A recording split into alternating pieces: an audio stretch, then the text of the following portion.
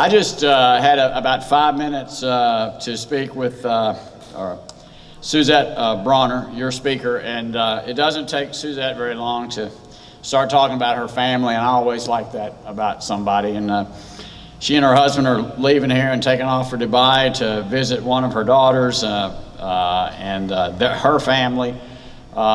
She asked about my family. She is just a very engaging person, so I think a lot of her presentation today will be something very easy to relate to. She speaks to a lot of civic groups, banks, churches. She lives in Branson on the lake. Okay, all right. And she's an Arkansas Razorback.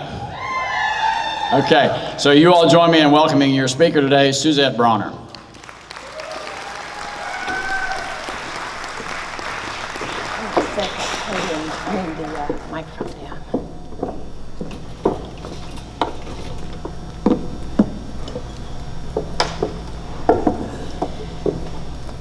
When Terry Tucker was given the responsibility to develop the Kids Festival at Silver Dollar City, she said she was a little bit confused because she was young, she wasn't married, she didn't have kids, she didn't even know if she liked kids, but she was given the responsibility to develop that program.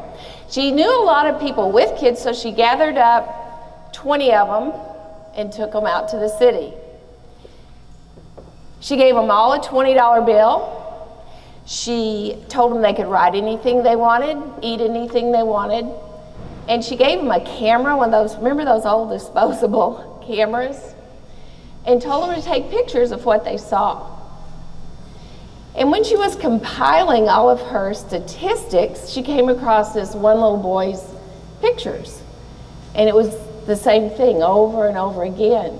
It was the backsides of people. And she said, I couldn't figure it out, so I called the mom and said, can I speak to your son about his trip to the city? And she said, sure. And Terry asked him several questions and then said, I'm just curious, why do you have the same pictures? It's the backsides of people. He said, lady, I'm 6 years old. I see butts. And she said, as strange as that sounded, it caused our steering committee to take a whole different perspective on the Children's Festival. We built viewing platforms. We developed activities for kids under a certain height. She said it really gave us a challenge to look at things through different eyes. And so this morning, for the next few minutes, I want to challenge us to climb up on a viewing stand and look at communication just a little bit different than what we're used to. And obviously, words, talking, is our first form of communication. But nowadays, we text, we Instagram, we Snapchat, we email, we Facebook message, we Facebook post, and darn that autocorrect. We can send out stuff that's very confusing.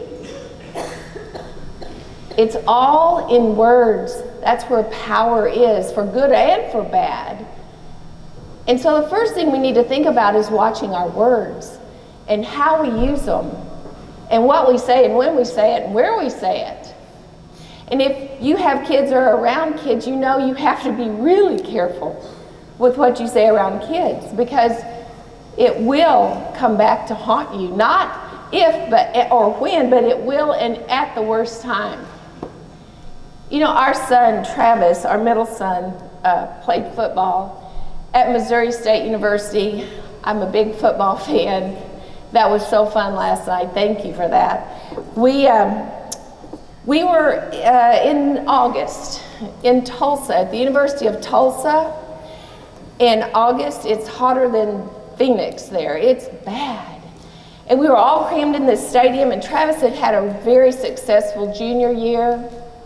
And people kind of take shots at you when you're at the top of your game. And this man that was sitting behind me in that packed stadium, every time Travis, as the punter and kicker, ran onto the field, he'd mumble something. In the first quarter, I thought, he's not talking about my son. And about halfway through the second quarter, when Travis made a field goal, he said, All-American, where'd they get this kid? This is a disclaimer, I have no idea what came over me. I jumped up and turned around and I grabbed his shorts. And I said, hey, do you have a kid on that field? He said, no. I said, I do. And every time he sets foot on that field, you have something ugly to say. I don't want to hear anymore. He said, okay, and he sat down.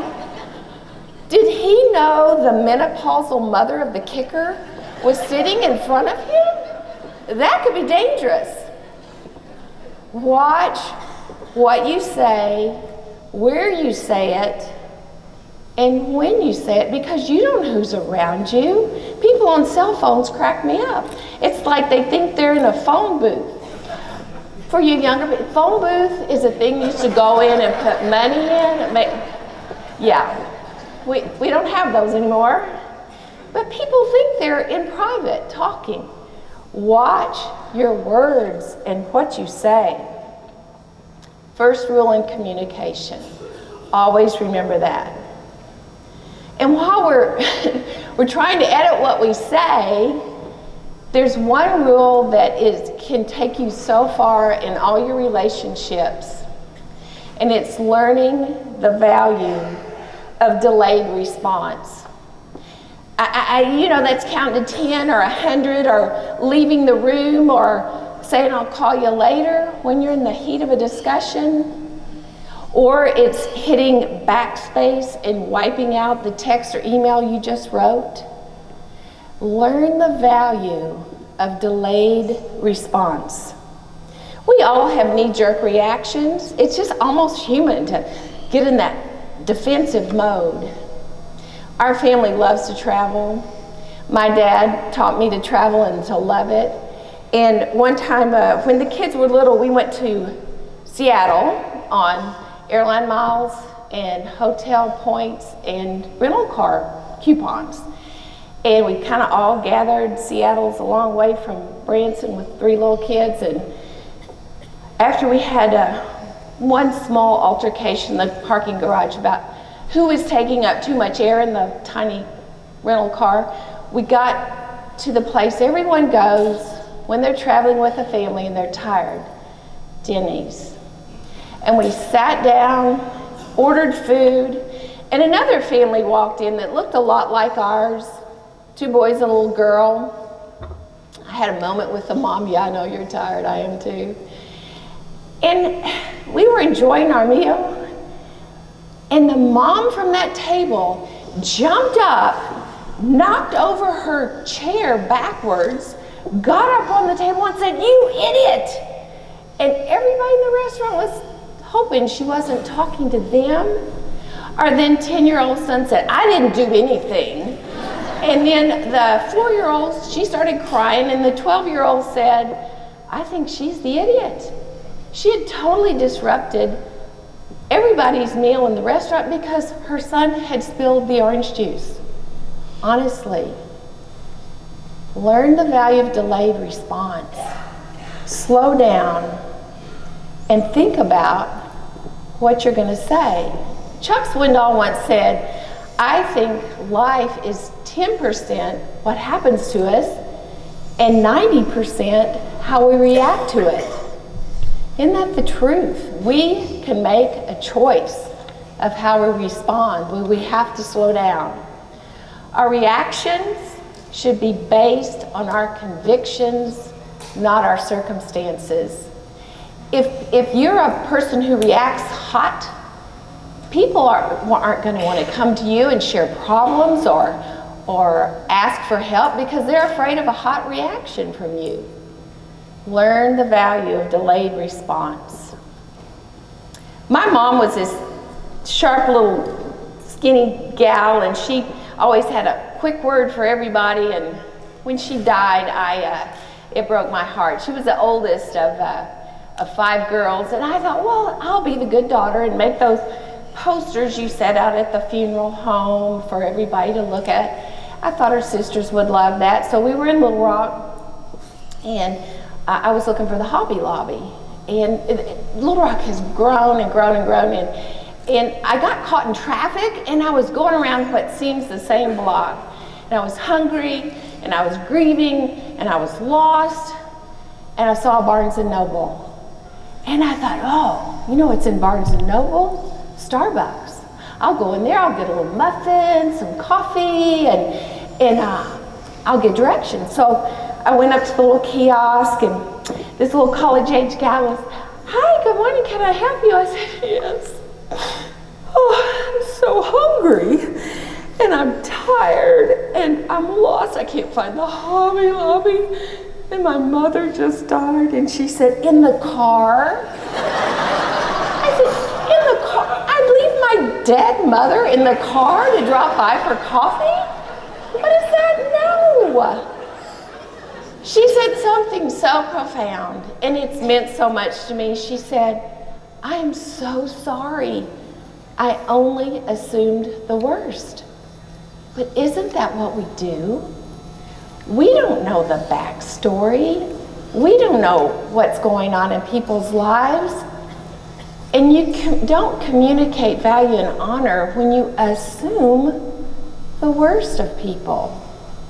The person at the bank teller who's mean always, may be going through a bad divorce. The girl at the super center who won't look you in the eye when she's checking you out, she may have been told her whole life that she'd never amount to anything. And the person who cut you off in traffic, well, she may be trying to figure out how to keep her house out of foreclosure. We don't know the backstories of people. In the wise words of Mr. Rogers, he said, there's not anybody you can't learn to love once you hear their story.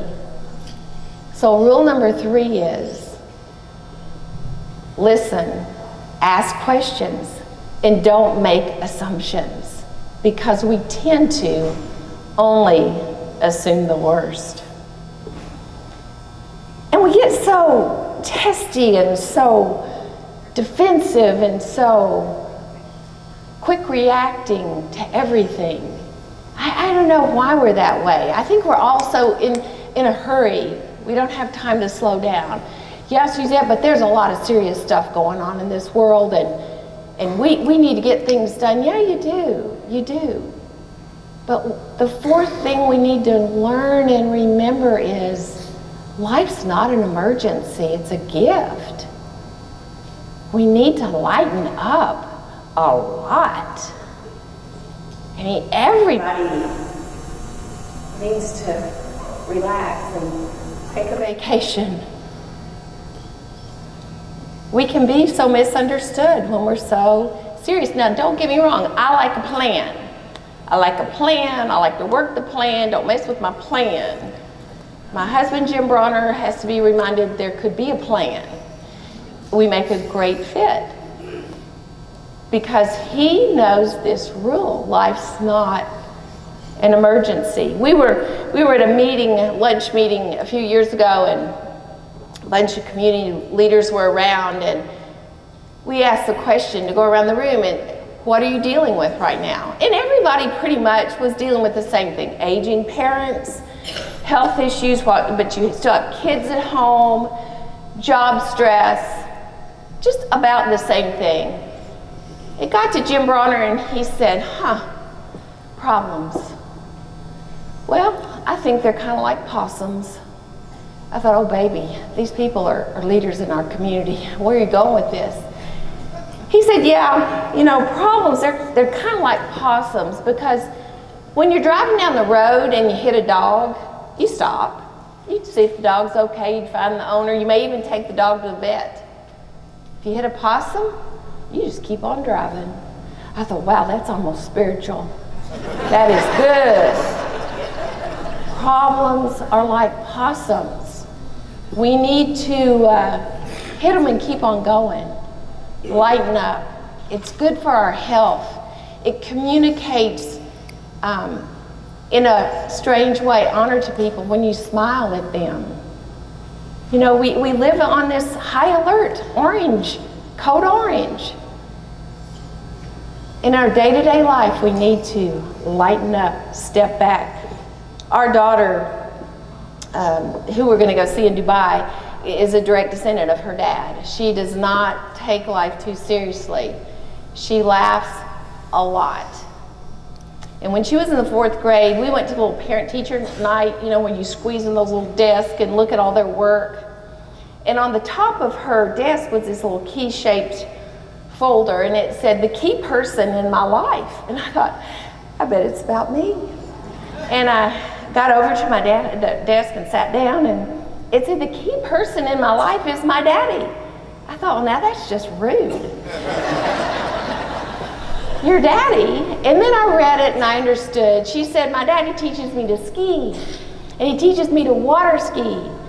And in her 4th grade language, she said, "And he teaches me not to take life so serious." So, wow, if I could just understand that and communicate happiness and joy to people in this really intense world. A merry heart is like good medicine. There's even laughter therapy now for people who are going through chronic and terminal illnesses. It's amazing what laughter can do for us. Jim has a younger brother who's 18 months younger than him. They live in Texas, raised 3 girls in Texas. We raised our 2 boys and our daughter in Missouri. And Jim and Jerry grew up in a home that wasn't ideal, and they were very, very close. And I think that's probably where Jim learned life's not an emergency and to enjoy things. But one time we were visiting them in Texas, and the guys were real good to give us girl time away from 6 kids. Now, to leave 2 men with 6 children is a little concerning sometimes, but we would do it. We were desperate to get away. And we hadn't been in Texas long, and they said, "You girls go take your girl time." We said, "Well, okay." So we were leaving the house. We didn't tell them what to feed the kids. We didn't tell them what to put on them, what activity, nothing. We just left. But my sister-in-law stopped before we left the house, and she said, "Whatever you do, don't let the girls get back in the bathtub." 4-year-olds. You know what that's like. There's more water on the floor, and they'd already have a bath. No need for that. They said, "Oh, we got it. Go on." So we took off. I think we went to Walmart. It was glorious. There was nobody putting anything in the basket that we didn't want. And then I think we went to the mall and got a Dr. Pepper and sat on those benches, you know, that are in the mall and talked about all the other women that walk by. And don't look at me like you don't do that. I know you do. It was so much fun, and that was before cell phones. No one knew where we were. It was awesome. And she looked at her watch and said, "Oh no, it's been 3 hours. We better go home." So we took off. We got back to the house. Right before she walked in the door, we looked at each other like, let's just pray all 6 kids are there. The men are probably watching football. She opened the door. The first thing she heard was the bath water. She looked at me and she said, "You gotta be kidding me." She was furious. She said, 2 men, 6 kids, 3 hours. One thing. They can't even honor it. She was gonna give them what for? She was gonna yell at the men, scare the little girls. She went in that bathroom, snuck in, got right down on that 4-year-old level. She grabbed that shower curtain and jerked it back, and there stood my husband. Yep, right there on that 4-year-old level. Yep. Well, she totally violated rule number 3, don't assume anything. We learned a lot that day. She's a nurse, so it was not too bad. But we learned that a lot that day about laughter, and that was years ago, and we still laugh about it, and how good it is for you, and how good it is to laugh. And she's been through a couple of rounds of cancer, and I'll call her and say, "You been in the shower lately?" She laughs. So good for us. So in communicating with your clients, with your peers, with your families, we need to remember those 4 rules. 1, watch your words. Watch what you say and when you say it, and especially where you say it. And slow down. Learn the value of delayed response. Learn how important it is for yourself to process before you react and answer. And for Pete's sake, don't assume. Listen. Listening is the most important thing you can do. Listen and ask questions, and don't assume. And lighten up. Smile. Enjoy today. Enjoy the gift of life you're given. And laugh a whole lot. God bless you.